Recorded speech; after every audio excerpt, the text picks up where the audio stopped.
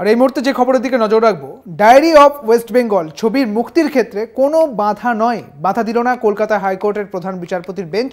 3 সপ্তাহ পর মামলার পরবর্তী শুনানি রয়েছে।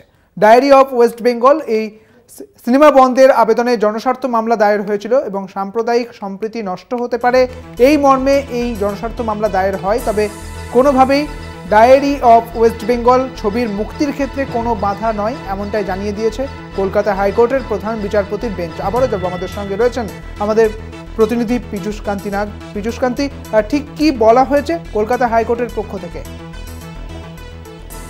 ডায়েরি অফ ওয়েস্ট বেঙ্গল অভিজ্ঞতার ক্ষেত্রে কোনোভাবেই তার এই আবেদনের নিষেধাজ্ঞার জন্য যে জনস্বার্থ মামলা দায়ের হয়েছিল এই মামলায় কোনোভাবেই এই মুহূর্তে হস্তক্ষেপ করলেন না কলকাতা হাইকোর্টের প্রধান বিচারপতি ডিভিশন বেঞ্চ।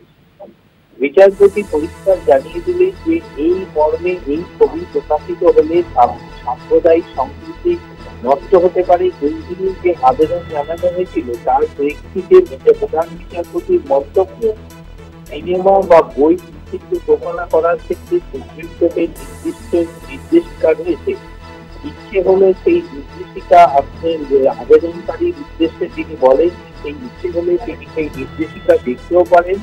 আবার কেউ কারোর উপরে কিছু চাপিয়ে দিচ্ছে না, এই বিষয়টিও তাদের লক্ষ্য রাখতে হবে। গণতান্ত্রিক দেশে এই ধরনের সমালোচনা স্বাভাবিক।